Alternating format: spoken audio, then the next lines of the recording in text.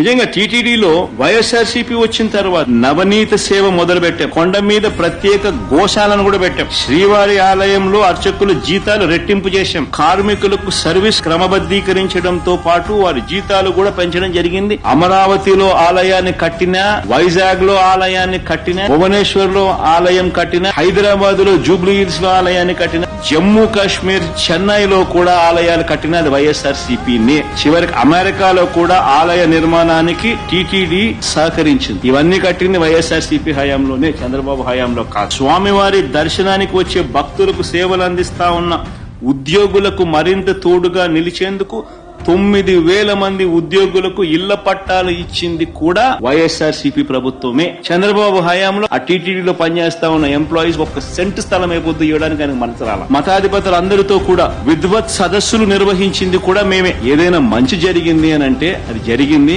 వైఎస్ఆర్సీపీ ప్రభుత్వ హయాంలోనే అని చెప్పడానికి ఇవన్నీ కూడా ఎగ్జాంపుల్స్.